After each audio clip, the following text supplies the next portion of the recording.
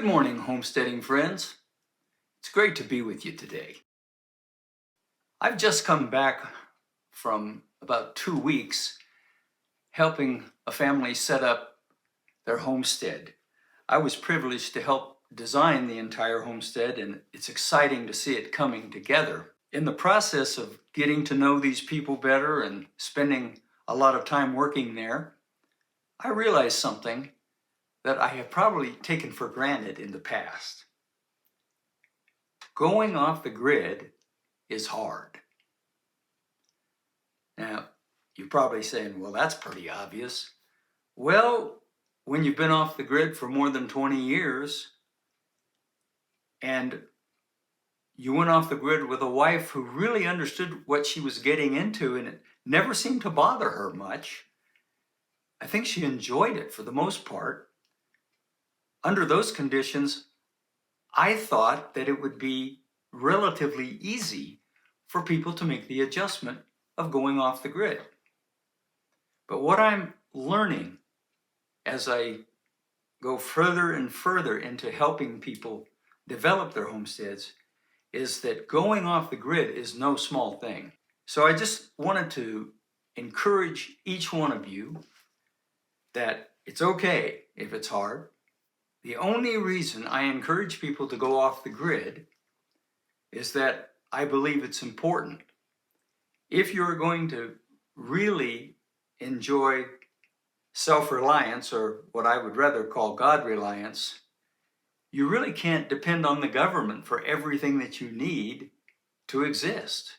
You can't be depending on the government for your electricity and your water and your sewage and all your food and everything else they can get their hands on. If you're on the grid, the only thing they have to do to control you is just shut the grid down.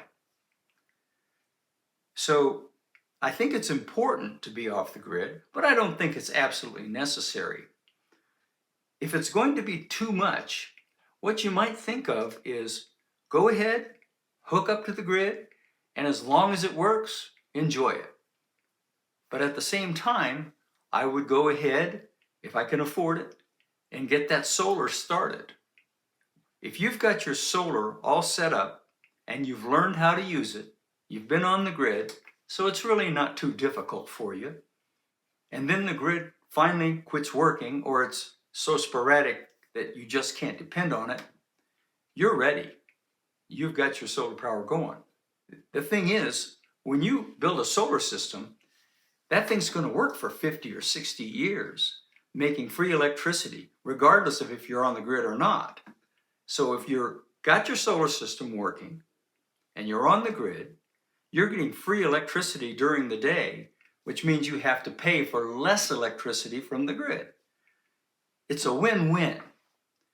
But I just want to acknowledge, I get it. It's hard to go off the grid for a lot of folks. Give it some careful consideration before you make this decision. It does cost a few bucks. I try to keep our solar designs as cost-effective as I can, but it's easy to spend 20 or 30,000 getting everything going the way that you want it to. You can spend less, but then you're going to have less electricity to deal with. A biggie for a lot of folks is air conditioning. It's very difficult to create enough electricity at a reasonable price to operate air conditioning. Air conditioning takes a ton of power. What we did in this last install that we did, we rely on the generator, and I always add a generator to our systems because that allows even a small solar setup to really work well, and you can use the generator as needed as long as you can afford to fuel the generator. So in this situation, they really needed to have air conditioning some of the time, so I designed it so they just plug in the generator and turn on their air conditioner. Now they did use a small air conditioner in just one of the bedrooms, so they had to make a concession even there. I just wanted to share these things to let you know that I get it. homesteading is a challenge. I've enjoyed the challenge for more than 20 years, and I encourage people to homestead because I think what you get is much more than what you give. It helps you build character. It's a healthy way to live. It's a great place to raise kids. It helps kids learn responsibility. There's so many things I could list that are positives about homesteading. Being off the grid, for some people, they would consider that negative. You've got to make the decision. It's your time, it's your money. I just want you to think about it, and I want to say thank you for letting us be a part of designing your systems. Keep your eyes on the sky, because he may come back real soon, and it won't matter if you're on the grid or off. Yes, we're all in a master plan.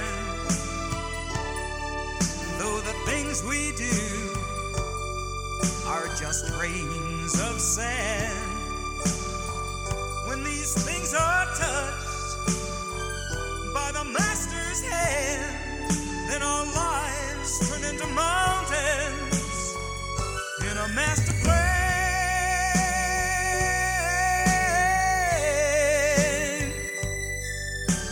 Yes, our lives turn into mountains in a master plan.